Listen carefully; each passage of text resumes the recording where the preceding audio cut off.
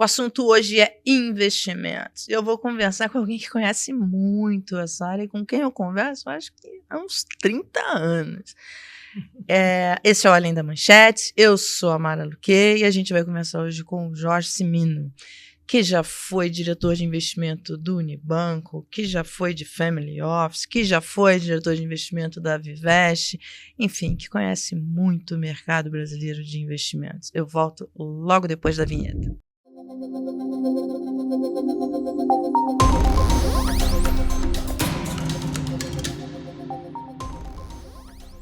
Agora sim, eu sou a Mara Luque, você está no Além das Manchetes e a gente está aqui no Cine Reag Belas Artes. Eu estou com o meu fiel escudeiro, Marcelo Fonseca. Seja muito bem-vindo, Marcelo. Obrigado. Cimino, como eu falei, eu acho que eu te conheço há uns 30 anos, né? Pelo menos, né? 96, é só fazer a conta aí, dá uns 28.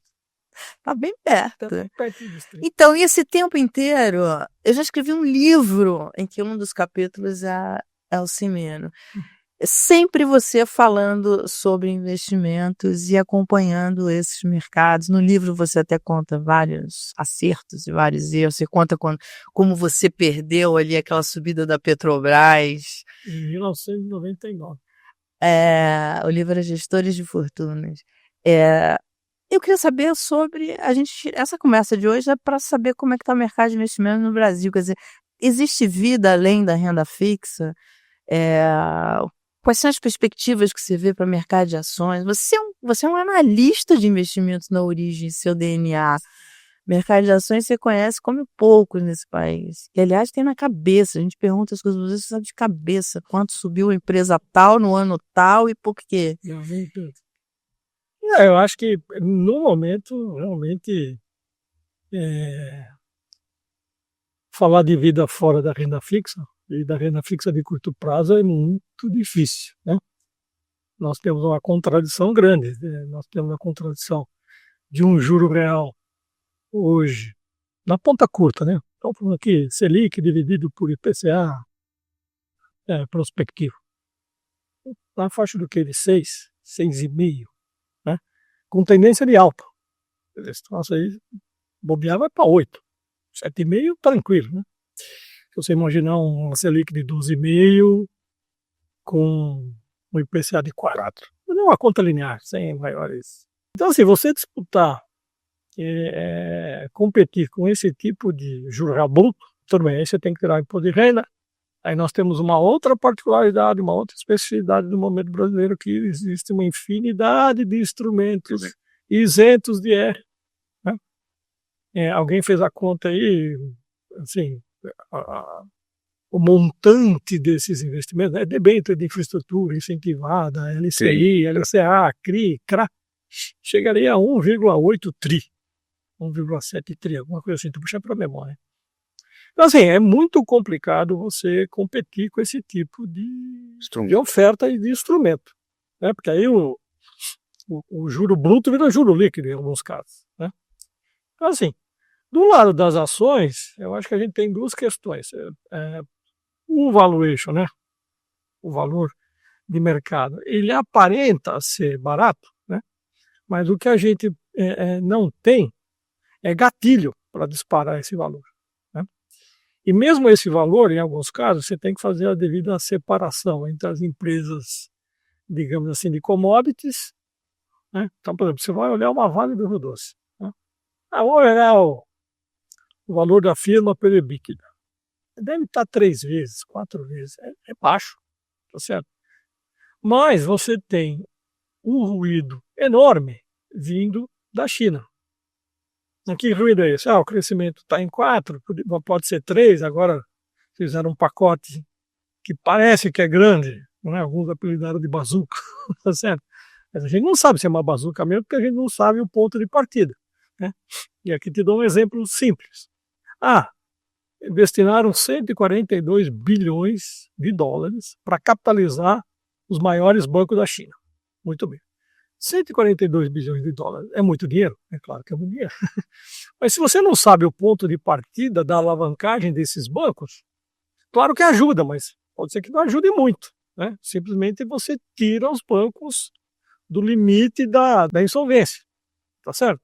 Então, assim, você tem ativos relativamente baratos, mas que, em muitos casos, você tem ruído em cima, e isso pressiona ou segura a evolução do preço. O outro lado é a questão do fluxo de recursos, né? A Bolsa Brasileira, tradicionalmente, 50% do pregão, números redondos, tá? É de dinheiro estrangeiro. E hoje, se o cara olhar o mercado de ações, ele vai comparar a perspectiva do SP500, por exemplo, né? Que eu acho que está caro. Mas ele tem uma dinâmica própria lá, com as Mag 7, né? As 7 magníficas, tá certo? Que eu acho que chegaram numa precificação um pouco exagerada. Mas já começa a aparecer o argumento, mesmo entre os otimistas, olha, que tem muita gente que ficou para trás. Então, tem um fluxo retardatário. Você segura um pouquinho aí as Mag 7, tudo bem, você já comprou NVIDIA, Google, a NVIDIA multiplicou por 8 em 2 anos. Né? Falou de mercado, é uma coisa impressionante. Mas olha, tem o pessoal que está atrasado, então aqui ainda, nesses lagos, né, tem oportunidade. Então, para o investidor estrangeiro, particularmente para o americano, quando ele compara as oportunidades que ele tem, investimento local, que ele conhece sobremaneira, com os mercados emergentes, particularmente o Brasil enquanto mercado emergente, que depende em boa medida da China, assim, não tem apelo. Entendeu? Para que eu vou? E se o cara fizer a conta dos últimos, de 2008 para cá, é brincadeira, entendeu? O SP500 acho que sobe 170% e a Ibovespa em dólar cai 30%. O IWZ, que é o ETF negociado lá em dólar, em real lá fora, sabe quanto ele valorizou nesse período? De 2000 a 2024? Zero. Não. Então, assim, o investimento em mercado emergente, particularmente no Brasil, ele depende muito de você acertar o timing. Então, você tem espasmos. Se você olhar esses anos todos, você tem espasmos positivos. Exemplo, Por exemplo, de 2003 a 2007, né? São os anos mirábiles. Né? Tivemos apreciação cambial, balança comercial positiva, superávit em transações correntes, coisa que a gente não tinha desde 1947. Superávit primário robusto. Superávit primário robusto, fiscal, tanto que a gente tem uma apreciação cambial incrível. Então, nesse período, a Bolsa, vamos lembrar, a Bolsa, entre o primeiro turno e o segundo turno de 2002, a Bolsa brasileira chegou a bater 8.500 pontos, 8.400 pontos. Né? Lula vence o segundo turno. Tá? seu primeiro mandato dele. No primeiro mandato. Primeira nomeação que ele faz é o Henrique Meirelles, o Banco Central. A Bolsa já fecha o ano em 11.500 pontos. Ou seja, ela saiu de 8.500, vamos arredondar aqui, 8.500 para 11.500. E onde é que ela parou lá em 2008? Em 74 mil pontos. Nossa, impressionante. Multiplicou por 7 nesse período. Tanto é que a gente ganhou o grau de investimento em abril de 2008. Então, se você navegou esse período aqui, parabéns. Se você navegou o período também de 91 até 93, também foi não tão positivo. Aí é bem mais complicado. Né? Mas aí foi muito específico. Aí foi o quê? Foi Telebrás. Né? Agora, o que seria hoje catalisadores para um período como esse? Por exemplo, a volta do grau de investimento. Eu acho que seria um catalisador. Talvez um catalisador mais para o público doméstico, porque o grau de investimento, vamos fazer uma ilação aqui, bem... o grau de investimento, se ele fosse atingido por um caminho virtuoso, ele pode discutir o que seja um caminho virtuoso. Eu tenho uma opinião um pouco diferente da média do mercado, mas provavelmente a primeira consequência dele seria um juro real mais baixo. Né? Não tão baixo quanto alguns acreditam, porque acho que o juro real no Brasil 4, você já agradece e tal, muito obrigado. Né? Mas aí os outros instrumentos ficam competitivos. Aí a bolsa fica competitiva, entendeu? Dá vontade de você migrar ou para um fundo imobiliário, por exemplo, que também tem incentivo fiscal do ano passado. Também tem. Mais uma meia entrada. Mais, entendeu? Mas enfim, então acho que poderia ser por aí. Eu vejo o grau de investimento mais como um olhar no retrovisor do que um gatilho de mercado. Então, para fazer esse estudo, mas se você pegar os pontos de upgrades ao longo do tempo das agências, eles foram retardatários em relação ao movimento de mercado, que antecedeu bastante a decisão das agências em subir a nota do Brasil. Então eu vejo mais como uma consequência de uma melhora das políticas internas, e essas sim levarem aos tais dos gatilhos do que causas, do que fatores que iriam produzir esse gatilho. A agência de rating, ela sempre chega atrasada, né? A minha brincadeira é, com todo respeito, a agência de rating é que nem ambulância em porta de cemitério. Quer dizer, tem uma utilização relativa, digamos assim, entendeu? Por quê? Porque é isso, o mercado vai na frente, o mercado não fica esperando. Se você pega 2008, né? Na época eu estava na consultoria com meus amigos Renato e Fábio. A gente fez um estudo, provar por A mais B, que já devia ser em 2005. Já deveríamos ser grau de investimento, porque o mercado já precificava como grau de investimento. Você pegava os títulos bons, o que assim, dívida soberana, o que fosse. Estava precificado como... E hoje está precificado com o grau de investimento? Não, nem hoje. Entendeu? Aliás, hoje o mercado é completamente diferente daquele ali, tá certo? Mas, não é, com certeza não. Em que sentido você acha que o mercado de hoje é diferente? Eu acho que em fluxos é muito diferente, né? O mercado doméstico, aquilo que a gente falou, você volta lá para 2005, né? Você não tinha a quantidade de instrumentos que tem algum incentivo de imposto de renda, né? Ele já falou aqui, LCI, LCA, CRI, é uma lista enorme, que desvia fluxo, né? Então, detalhe, isso aí é amplamente doméstico, né? Então, essa é uma diferença de mercado entre as duas pontas. A estrutura do mercado mudou, né? Então, se você voltar 20 anos atrás, você não tinha as plataformas que você tem hoje. De negociação. De negociação. Então, como é que a coisa funciona hoje? Então, você tem um banco de investimento, ou um banco em geral, ele tem a capacidade de originar operações, tá certo? E, ao mesmo tempo, ele tem, via plataforma de agentes autônomos de investimento, uma capilaridade de distribuição dessa originação que você não via antigamente, né? Inclusive, eu acho que isso gera distorção, porque se você olhar portfólio de pessoa física hoje, tem cidadão comprando debênture incentivada que vai vencer em 2045. E achando que é livre de risco só porque você muitas vezes não tem a marcação a mercado, que ela acaba escondendo um risco latente que muitas vezes se materializa. A gente teve eventos de crédito recente para ficar, por exemplo, as americanas, esse fundo agro que também deu default. Então isso acaba mascarando o risco de um evento de crédito que acontece. Porque a distorção aí é que você adquire o título, né, não pelo mérito da empresa. Então é uma empresa muito boa, que tem um projeto que vai gerar retorno. Não, mas pelo distribuidor. O speech, né, o discurso de venda, você, isso daqui você não paga IR. Isso. Tudo bem, pode ser vamos falar assim, um argumento acessório, um argumento complementar. Mas o argumento central para você comprar um ativo oferece um bom risco-retorno. É a capacidade dele te gerar um retorno com um determinado de risco, com um determinado de prazo. E vocês hoje enxergam debêntures com riscos que não estão sendo precificados? Se bem que depois do caso Americanas é muito impressionante. Cara, eu acho que é notório que os spreads, estou nessa lista muito mais do que eu, que os spreads em relação aos títulos públicos, eles estão muito comprimidos. Num momento particular do ciclo econômico, que a gente está no melhor momento do ciclo econômico, e olhando para frente, que é o que todo mundo deveria fazer, a gente vai ter algum tipo de desaceleração econômica, porque os juros estão subindo.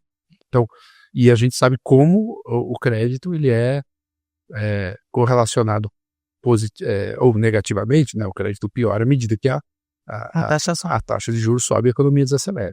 Então, de forma geral, eu acho os spreads relativamente magros, mas é claro que existe um trabalho que você tem que fazer de formiguinha, é um trabalho micro, de se avaliar, de separar o joio do trigo, se você concorda.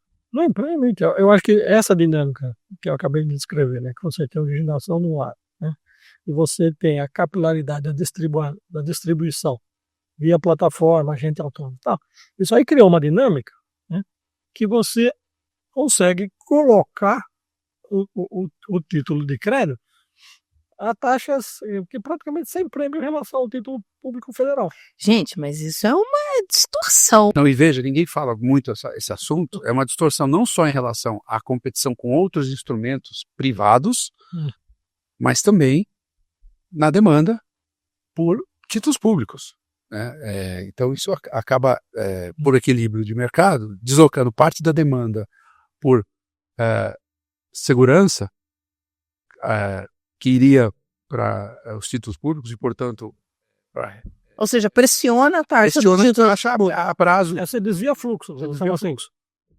Então ainda tem essa consequência, digamos, fiscal. É difícil você... Que é uma consequência fiscal que não só pela isenção do imposto de renda, mas também pelo encarecimento do custo de rolagem da dívida pública. Mas isso daí, para o investidor, tem um ponto aí que é muito importante, que é o seguinte: de um lado você tem um título do Tesouro e do outro você tem um título privado, por melhor que seja. Você tem que ter um prêmio para compensar esse risco privado. Mascarado pela isenção tributária. Pela isenção tributária também, ou só pela isenção tributária? A minha pergunta é por conta de a forma de distribuição hoje impacta isso? Assim, são as duas coisas. É difícil você ser... Não há um conflito de interesse? Que a forma de distribuição, de uma certa forma, alavanca nesse benefício. Se você fosse fazer um exercício econométrico, algébrico, então vamos separar o efeito alfa, né, do fluxo, do efeito beta, não tem. Acho que ou é muito complexo, né? Pelo menos o meu conhecimento parco e porco de econometria. Mas é uma dinâmica conjunta, né? E aí, você chegar ao ponto de falar assim, você tem um monte de problema fiscal. Mas você chegar ao ponto de falar assim, não, olha, o título de crédito privado tem menos risco, ou tem um risco igual ao título público federal. Aí, desculpe, eu sou dinossauro. Existem casos e casos, né? Mas não do jeito que está espalhado hoje, que quase... Um exemplo, você pegar a maioria das debêntures que são emitidas, né? Assim, o rate é tudo duplo a mais. O duplo a mais. Você pode fazer um sorteio, você pode fazer um bolão. Uma empresa XPTO emitiu um debênture. Você precisa olhar lá, assim, qual é o rate? É duplo a mais, ou é duplo A. Entendeu? Assim, o rating também, diria, das empresas privadas, ele está um pouco... Isso não mudou depois do caso americano, não? Veja, eu acho que o caso americano tem que ser tratado com uma forma muito específica, né? O caso americano é fraude. É fraude, isso. Foi uma distorção de mercado, propriamente dita. Fraude, você não tem como pegar fraude. Entendeu? Aliás, onde é que estavam os auditores? Então, vamos entrar nesse caso aí, porque isso daí, né?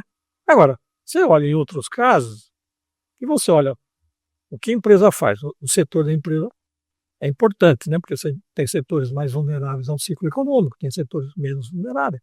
Aí você olha a taxa, você olha a situação do endividamento da empresa.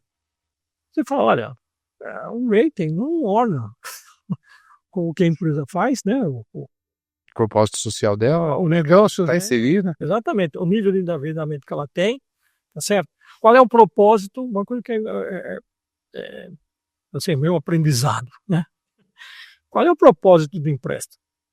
Uma coisa é você pedir dinheiro emprestado para um projeto, né? Eu vou ampliar a fábrica, eu vou ampliar a minha distribuição de serviços. Isso é uma coisa. Não, muitas vezes tem um empréstimo que é para pagar outro empréstimo. Não, porque aquele primeiro empréstimo estava caro, agora eu consigo emitir mais barato. Sim, então o que eu estou fazendo é te dando dinheiro para você dar saída para outra parte. Mas qual é a vantagem que eu levo nisso? Mas isso não pode ter um impacto... Não, pode ter um impacto positivo, porque ela baixa a despesa financeira dela, tá? Mas do ponto de vista do investidor, eu prefiro investir em quem está investindo, entendeu? Estou te dando dinheiro emprestado, porque você vai duplicar a produção, vai aumentar as vendas, enfim. O que você diria para o investidor vocês diriam para um investidor de debêntures hoje, que tem debêntures na carteira hoje? Tem títulos privados na carteira hoje, títulos de renda fixa privados, não só debêntures, enfim. O que você diria para ele hoje prestar atenção e olhar?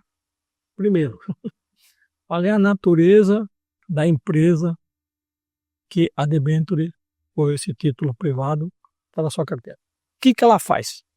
Porque cada atividade tem um nível de risco. Né? Você não pode comparar o nível de risco, por exemplo, de uma empresa. Concessionária de energia, por exemplo, que tem um fluxo de renda fixa, do fluxo de renda que está transmissão, sem dúvida, da energia, porque é menos vulnerável à regulação. Exatamente. A transmissão de energia é uma coisa, comércio varejista é outra. Então, a primeira coisa, você tem que saber qual é o negócio da empresa que você tem a debênture na sua carteira. Segunda coisa, qual é o prazo? Né? Porque uma coisa é você ter uma debênture de 5 anos, você consegue enxergar 5 anos à frente no Brasil. Né? Agora, você tem debênture no mercado para vencer em 2040, 45, 38. Aí eu brinco, eu não tenho imaginação para pensar o Brasil 20 anos na frente. Eu não tenho. Pode ser que outros consigam, entendeu? Eu não consigo. Então, o prazo tem a ver com o risco, independente da unidade de negócio. Tá? Então, duas coisas. O que é você ter a debênture lá? Bom, o que ela faz? E qual é o prazo da debênture? E 3, como é que ela está precificada? Quem marca essa debênture? Como é que ela é marcada? Como é que ela é marcada? Em tese, deveria ser marcada no mercado, mas como no Brasil o mercado secundário, ele cresceu muito. Pouco líquido. Cresceu muito, mas ainda é muito pouco líquido. Então a marcação é difícil. Mas pouco importa se a marcação é fácil, é difícil. É dever fiduciário do administrador que colocou essa debênture, que sugeriu, né? E colocou essa debênture na sua carteira. Ele tem que explicar para você qual é a precificação. A que taxa você comprou? Eu comprei a debênture, sei lá, IPCA mais 6, tá certo? E hoje ela está IPCA mais 6,20, IPCA mais 5,80, e se ela está 6,20 ou 5,80, por quê? E ainda tem os fundamentos financeiros dessa entidade, que supostamente o rating deveria funcionar como um farol, mas a gente sabe todos os problemas. Então isso exigiria ainda mais uma capacidade de análise que, como a gente sabe, muitas vezes o investidor no varejo não tem essas ferramentas para fazer esse tipo de... Mas então precisa ser seletivo. Isso quem tem que oferecer Consultor. é o consultor que tem que suportar para eles, né? A corretora, os analistas da corretora que vai... É só que a gente volta para o problema original que o Jorge comentou aqui, que é a questão da distorção dos incentivos na venda de determinados instrumentos. Conflito de interesse. Só para te dar um exemplo, na Viveste, né? Acabei de sair, tá certo? Mas a gente desenvolveu um processo de rating próprio. Né? Assim, tem um processo de atribuir rating para os títulos privados. Simino, você deu um exemplo de uma debênture qualquer, pagando ali a IPCA mais 6. Marcelo sempre fala dessa coisa do título público com IPCA mais 6. Quer dizer, o que justificaria você ir para um papel, para um título privado que pague IPCA mais 6, se você tem um título público que pague IPCA mais 6, é o benefício fiscal. E, eventualmente, uma precificação racional do mercado que coloque um prêmio suficiente para te compensar pelo risco inerente desse empreendimento. É compatível, mais uma vez, a gente está sendo bem competitivo assim, né? Competitivo com risco em que sentido? Risco no sentido de taxa, de prazo e da atividade e das condições financeiras da empresa que está emitindo. Então, se juntos daqui, ela merece, né? Se o título público para o mesmo prazo está pagando IPCA mais 6, vamos usar esse exemplo só para... então essa empresa aqui, dado todos esses atributos positivos que ela tem, ela merece pagar IPCA mais 6,30, um prêmio de 0,3, que é baixíssimo, mas que seja. Então você vai atrás desse título, porque você vai ganhar 0,3% ao ano em relação ao título público federal. Mas tem que, e não simplesmente, não paga imposto de renda, então tudo bem. O resto é o resto. O resto não é o resto. Quer dizer, então para o investidor é interessante prestar atenção nesses títulos incentivados. Muito, principalmente na qualidade do emissor e do consultor, da advisor que ele está recebendo. diria que é Ele tem o direito de exigir, entendeu? Veja, não tem nada de errado o consultor oferecer o papel A, B ou C. o papel dele, inclusive. É o papel dele. Só que também é o papel dele esclarecer o investidor, cliente dele, de todos esses atributos técnicos que a gente acabou de comentar. Entendeu? Olha, qual é a natureza da atividade, qual é a condição financeira inicial da empresa, qual é o prazo, qual é a taxa, enfim. Você tem que suportar a decisão do cliente, você tem que ajudar o cliente a tomar a decisão, e não simplesmente chegar para ele, que já ofereceram para mim, todo mundo já, entendeu? Tem isso daqui que não paga imposto. Sim. E tem... O Edmundo Valadão, que criou... Que, enfim, já morreu, mas enfim, era um banqueiro de investimentos muito ativo no mercado de ações, adorava o mercado de ações, enfim. E ele sempre falava, sempre que eu entrevistava ele falava assim, olha, ele falou, eu não gosto de investir em renda fixa, eu gosto de investir em ações. E eu sempre vou achar ações que pagam mais do que a taxa de juros. Então eu tenho que conhecer a empresa, ir lá, ver e tal, mas esse é o meu trabalho. Ir lá, conhecer a empresa e tal. E tinha uma carteira muito de small caps e tal, com empresas que davam mais do que a renda fixa. E tem. Embora a renda fixa seja tão alta, se você procurar, tem. Tem. Hoje tem empresas que você paga ou com dividendos ou com perspectivas de valorização que tem potencial de bater a renda fixa hoje? Eu acho que tem, mas aí tem uma dificuldade. A profundidade de análise que se exige para você identificar essas oportunidades é bem maior, né? Porque você tem que gastar de analistas hora, né, para identificar essas oportunidades, é bem mais intenso e complexo do que você simplesmente olhar o horizonte de título público federal, né? Não que ele seja fácil, mas estou falando assim, no relativo, você vai olhar as condições macroeconômicas, o déficit fiscal, né? Fazer o discount, o cash flow descontado da empresa. Mas você tem que entender muito do negócio. Entrar exatamente na atividade, entender a gestão. Conhecer a empresa. Conhecer a empresa. Não, e conhecer, assim, e às vezes você tem momentos, né? Vou dar um exemplo aqui. É um pouco grosseiro o exemplo que eu vou dar, tá? Então eu peço desculpas hoje. Mas, por exemplo, você pega o mercado varejista no Brasil, né? Você tem as grandes varejistas, não vou citar nomes, porque todo mundo sabe quem são as grandes varejistas. Só que nos últimos, vamos chamar assim, 10 anos, né? Você teve uma transformação, a falta de outro nome, chamou lá aí, em homenagem ao ex-presidente, de cultural, que é o seguinte, é a venda por internet. Né? Então, assim, o varejo tem que competir com essa venda por internet, aí nós temos questões tributárias, tem questões de, né, se a competição é leal ou não é leal, mas o fato é que o mercado mudou. Né? Por exemplo, o mercado brasileiro, você vender aqui, no caso por internet, não qualquer meio que não fosse o meio físico. Né? Não era a tradição no Brasil. Né? Se você olhar os Estados Unidos, por exemplo, a Sears Roebuck, ela vendia por catálogo roupa, sapato, em 1870. 1800, não errei o número, não é 970, é 1870. Então lá você tem uma tradição de comprar pelo correio. Né? Se você pegar, aí você está aqui, desculpa aqui, a minha mãe não conseguia comprar nenhuma roupa se ela não conseguisse tocar.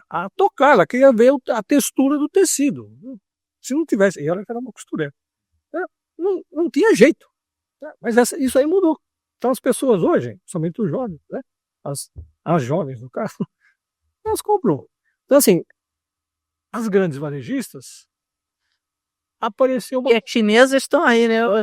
Apareceu uma concorrência que não existia há 10 anos atrás. Então, como é que você precifica a empresa hoje, que era uma líder do mercado, ou uma das líderes do mercado, mas que não enfrentava esse tipo de concorrência? Então, ela tinha um domínio, né, do status quo, só que esse status quo mudou. Esse é um exemplo, entre vários que você pode citar, do significado material da ideia do risco a prazo, que é a sua completa incapacidade de olhar para horizontes relativamente mais longos e identificar onde pode surgir essas ameaças. Isso é um exemplo. Principalmente com a velocidade de transformações tecnológicas. Exatamente. Então, Precisa ter prêmio para esse tipo de instrumento e esse prêmio tem que ser crescente e de forma até não linear em relação ao prazo. Então você vê, aqui é um exemplo clássico de que a estrutura ao longo do tempo mudou, né? E aquele conhecimento que você tinha da empresa, você tinha um conhecimento profundo daquela empresa. Só que o entorno da empresa, o meio ambiente em que a empresa opera, mudou. Aquele conhecimento depreciou no final. Aí você fica a pergunta assim, ela se adaptou? Não se adaptou? Ela tem capacidade de se adaptar? Não tem capacidade de se adaptar? Aí no meio desse processo acontece um outro processo interno, né? Um executivo que tocava a empresa durante 30 anos se aposentou, né? A idade chega para todo mundo, né? Então assim, aquele cara que era o condottiere da empresa, tá certo? O Ademir da Guia, né? O cara que mandava no meio campo, o cara se aposentou porque ele ficou velho, né? E justamente no momento que a empresa está vivendo um desafio de mudança do entorno econômico dela. Então você tem dois desafios, né? Você tem um desafio externo, você tem um desafio endógeno, que é achar alguém, né? Interno ou externo, pouco importa, mas é contratar um outro executivo que consiga conduzir a empresa nessa conjuntura. Então assim, voltando à pergunta, né? Sempre existe alguém que vai se dar bem? Não tenho dúvida, né? Mas o esforço de investimento, de análise, é profundo, não é para qualquer um. Então, vocês estão me colocando aqui dois pontos. A questão da taxa de juro altíssima. Mas toda essa dificuldade de você conseguir achar empresas que vão conseguir, no médio e longo prazo, bater a taxa de juro. Então, eu estou entendendo que é o seguinte, esquece comprar ações, investir em ações, analistas de ações estão procurando emprego nessa altura do campeonato, gestor de ação está procurando emprego, vai fazer outra coisa da vida, não se investe mais em ações? Eu acho que tem que ter paciência, né? Eu sou analista de ações, né? O meu DNA é isso, né? Comecei lá em 15 de junho de 81, lá no Unibanco. Você tem ações hoje na sua carteira? Tem. Quais? Mas eu tenho uma cesta. Quais? Não. Meu papel não é falar de papel específico, tá certo? Mas eu tenho uma cesta. Quanto da tua carteira tem É ações? uns 15%, eu acho. É um pouquinho menos, talvez. Você está ouvindo de um especialista, fez a carreira inteira na análise de ações, tem 15% Você? do portfólio. Nada.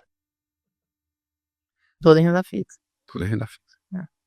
Porque eu não sou especialista nesse mercado. E a renda fixa é muito atrativa. Então, para mim, o benefício de me aventurar onde eu não conheço é muito pequeno. Assim, se você olha o departamento, por exemplo, assim,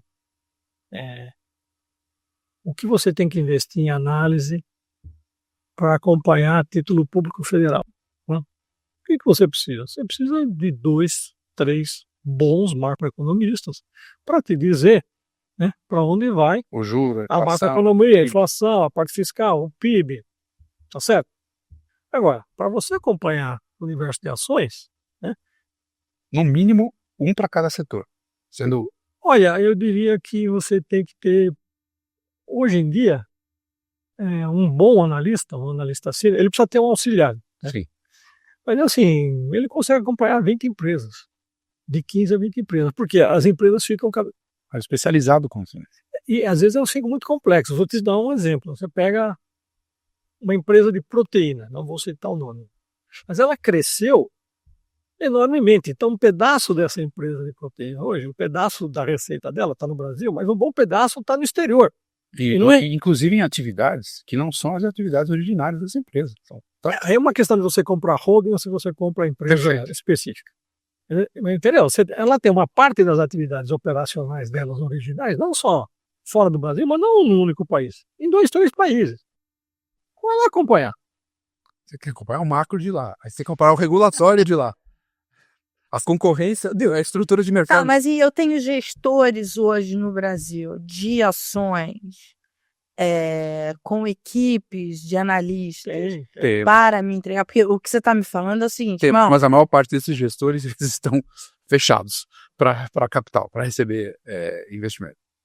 Desses que são o creme de la creme, eles estão fechados. ou seja, Mara, se você quiser botar um pedacinho seu do dinheiro para a sua aposentadoria em ações hoje, eu tenho uma péssima notícia para te dar. Você tem que contratar um profissional e provavelmente ele não está aberto para você. É isso? Eu acho que nem todos, mas assim, o que vale é que você tem que fazer um esforço, porque no fundo nós estamos falando do quê? É de seleção de ações, em inglês stock picking. Certo? Tudo bem, mas a pessoa física, normal, moça de pobre, não vai fazer isso. Então o que ela tem que fazer? Ela tem que pesquisar quem se propõe a fazer isso. E pesquisar significa o quê? Duas coisas. Olhar o rendimento passado, lembrando que o rendimento passado não é garantia de rendimento futuro, mas o passado te dá um indicador. Entender como é que o pessoal trabalha, quantas pessoas, quanto tempo esse pessoal trabalha junto, quem é o diretor de investimento, qual é a experiência, entendeu? Como é o processo decisório. Eu sei que isso é complicado para a pessoa física, mas eu acho que a pessoa física, ele tem que, digamos assim, mudar um pouco a postura de cobrança em relação a quem lhe oferece produto. Você tem um agente autônomo de investimento e fala assim, olha, tem um fundo aqui, esse fundo aqui está indo bem e tal, não sei o quê. Tudo bem, me explica todos esses atributos aqui. Qual a pergunta que eu tenho que fazer para o agente autônomo? Exatamente, faz uma listinha de perguntas. Quais são? É isso que eu acabei de falar. Qual é o tamanho da equipe? Quanto tempo a equipe trabalha junto? Quem é o diretor de investimento? Qual é a experiência desse diretor de investimento? Qual é a performance passada? Tá? Embora ela não justifique a futura, ela é um bom sinal. Inclusive em ambientes de mercados, eu acho que esse é um ponto importante. Como que a consistência da performance em ambientes de mercados distintos.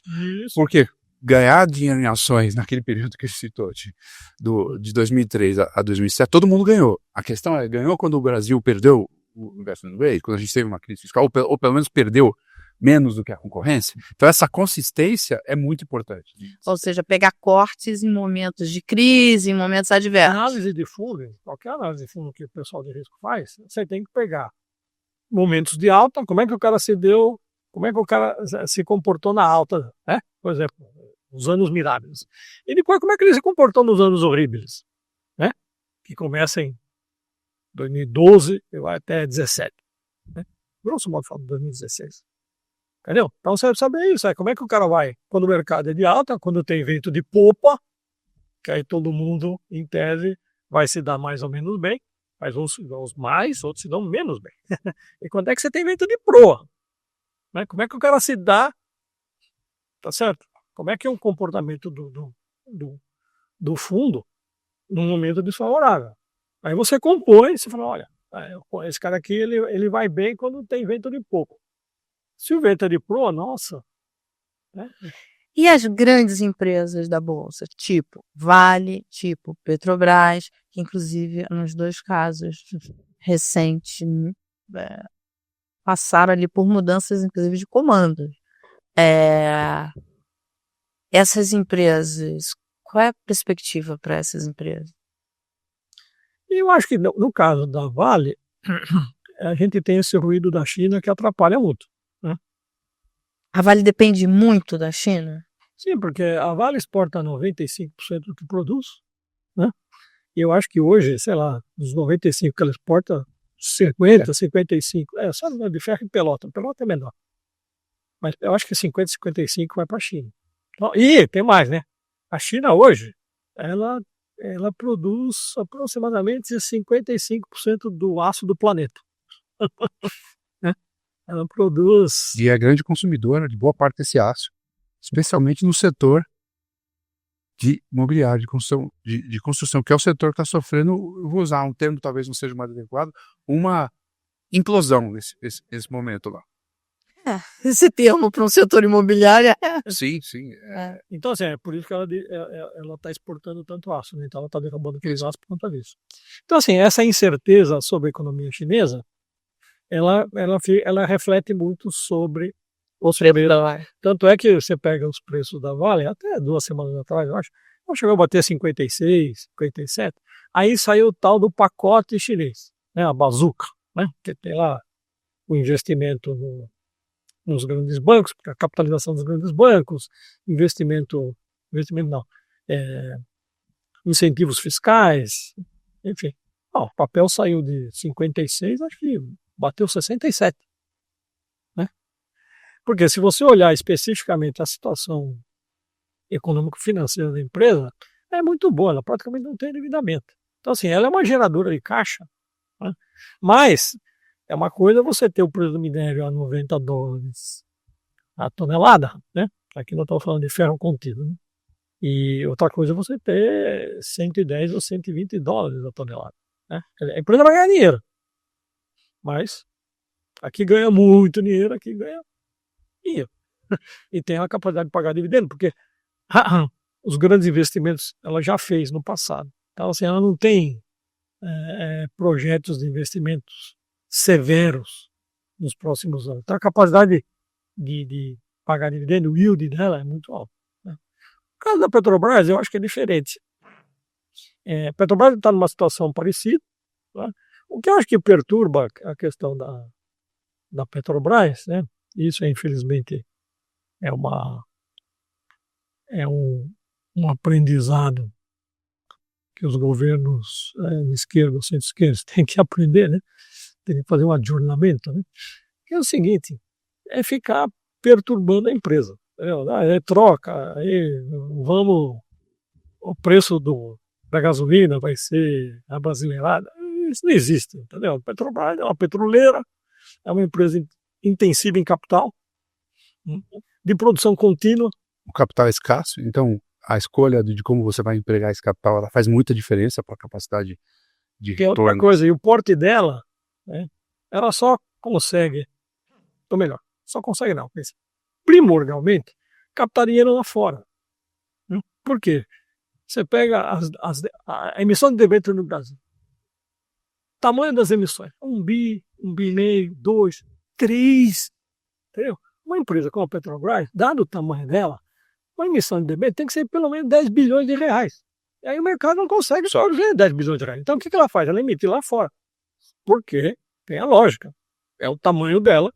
Até que quando ela faz uma emissão, pode ver, vai emitir um bônus. Ela fala em 2 bi, a demanda é 10. Ela fala em 3, a demanda é 12. Porque tem demanda. Então, assim, se você ficar perturbando o fluxo de caixa, né, o investidor fica ressabiado. Agora, se você olhar o modus operandi, a situação financeira, que melhorou muito. Em alguns casos, eu não concordo, né? Vender ativo muito bom a preço que não deveria, mas deixa para lá, tudo bem. Consertou o período desastroso da Dilma, né? O erro do governo Dilma foi o quê? Alavancar excessivamente a empresa para desviar ela do objetivo original, além do controle de preço. Não, nem isso. Não. É o seguinte, descobrir o pré-sal, né? A investimento do pré-sal teve que praticamente, pelo menos, mais do que duplicar o investimento. Né? A empresa investia 25 bilhões de reais por ano, 7 anos depois está investindo 100 bilhões de reais. Né? Só que nesse período, você começou a controlar o preço. O que aconteceu? Como é que fecha o fluxo de caixa? Pega o dinheiro emprestado. Aí você vai olhar aquele período, ela pegou o dinheiro emprestado, claro, se endividou. Se endividou no cenário externo. Se endividou aqui, taxa de câmbio. Então você pega aquele período ali, uma taxa de câmbio média de 2. E aí o que acontece lá? Aí fizeram bobagem com a política macroeconômica, o que pressionou. Vai a 3. Tinha uma dinâmica lá em 2015, que foi o auge daquele período difícil, em que você tinha uma espiral do CDS, que é o custo, que é o custo de fazer proteção. O seguro de proteção soberano, e o da Petrobras. Você chegou a ter movimentos em que um pressionava o outro por conta dessa simbiose da Petro às condições macroeconômicas e até das condições macroeconômicas ao problema de endividamento da Petrobras. Então, aquele Aqui, período. Só para te dar um exemplo aqui. Qual era o retorno da Petrobras? Retorno do seu patrimônio. Em 2005, 30%. Em 2006, 27%. Em 2007, 30%. Estou arredondando. Em 2008, 24%. Qual foi o retorno da empresa em 2013? 7%. E o retorno em 14, negativo, 7%. Por quê? Cara, ela sai de um retorno de 30%. 30%. Exatamente, porque a margem bruta despencou. Na hora que você começa a controlar preço, você derruba a margem bruta. A margem bruta, que era 44% em 2005, 40% em 2006, ela veio para 23% em 2013. Né? O investimento, que era 25,7 bilhões de reais em 2005, foi parar em 104 em 2013. E isso com o controle de preços, como A conta de preço que produziu essa queda da rentabilidade no momento que a empresa se alavancava para investir no pré-sal. Então você vê, a margem EBITDA da empresa era 34% em 2005, caiu para 20% em 2013. Você tá falando Então, e hoje, como ela está? Quer dizer, a Petrobras conseguiu superar sim. esse estrago que foi feito A na gestão de empresa? 2016 a 2022 foi uma gestão que teve como mote principal a desalavancagem da empresa. E desalavancou, principalmente vendendo ativo. Ou seja, não mexeu no preço, quer dizer, deixou o preço... Refletir a cotação. O preço tem que ser o que o preço internacional tem que ser. Porque a empresa é internacional. Entendeu? Achar que, primeiro, já falei, ela é intensiva em capital, tá certo? Produção contínua. Uma plataforma de petróleo deve custar hoje, sei lá, dependendo do tamanho, $1,5 bilhão de dólar, $1,3 bilhão. Petrobras hoje é para comprar ou para vender? Eu não faço recomendação de papel. Certo. Mas eu acompanharia com muita dedicação e atenção. O problema é isso, você tem esse tipo de espasmo, entendeu? Quer dizer, a empresa está indo bem, aí vem uma declaração XPTO qualquer, que não tem nada a ver com o dia a dia da empresa, tá certo? Acho que mostra uma interferência política. Assim, às vezes a interferência não... Nem ocorre, né? Isso que me... Às vezes ela nem se materializa, É né? simplesmente retórica. Uhum. Entendeu? Ela não se materializa e, claro, aí o mercado, né? Fala, opa, será que vai? Porque aí é aquela história, o mercado, ele sempre desconta o pior, né? Assim, você tem a retórica, vai se materializar ou não? O que o mercado fala? Eu vou precificar que vai se materializar. Coloca um prêmio para essa causa. Dá um desconto. Aí Principalmente com o passado recente. Mas olha que coisa curiosa. Quando você acha que a Petrobras subiu ano passado? Com todo o ruído. Olha. 2023. 86%, se eu não me engano. 85%. 86%? Isso, para o Ibovespa que subiu 23%. Estou arredondando. Entendeu? A gente estava falando de taxa de juros, do que bate taxa de juros, estava aí. E uma grande empresa dá bom. Mas assim, eu acho assim. Não precisava nem procurar. As grandes empresas, né, elas performaram bem. Entendeu? Quem não performou bem no ano passado? A Vale do Rio Doce. Por conta da China, né? O preço do minério e tal. Agora, a Petrobras com tudo. Né? Olha a cobra, era mentira, não sei. Tá 85%. Agora, você imagina o seguinte, a pergunta tem que ser assim, se não houvesse a retórica, quanto é que ela teria subido? Porque os 85 tem no meio, você pega mês a mês ali, Tem o mês desconto da retórica negativa, você entendeu? Opa, então volta. dos ruídos, né? Trocou o presidente. Quando trocou o presidente, caiu 10%. Lembro. Entendeu? Então assim, e depois, não, olha, vamos tocar assim, assado. Aí recupera os 10%.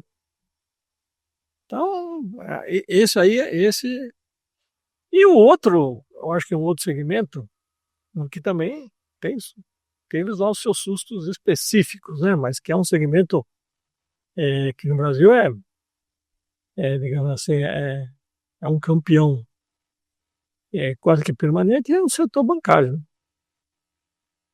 Né? É verdade. porque em alguns casos tem uma capacidade de adaptação absolutamente gigante. O fato de terem sobrevivido ao histórico nosso de crise econômica, planos, Mas trocas. sobreviveu quem foi competente. E você viu os caras que ficaram na seleção. Claro, mas a seleção natural, a gente está falando dos que passaram a seleção. Então eles desenvolveram, os vencedores do processo natural. Ficaram pelo caminho o Bamirinos, o Nacional, Econômico. e outros tantos. E a competição das fintechs, enfim, a abertura, isso não... Acho que isso daí foi no primeiro momento, né?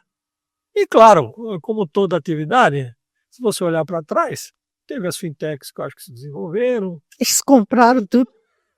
e teve as que ficaram pelo caminho. Entendeu? Houve um exagero também nessa. Olha, vai ter uma concorrência e vai.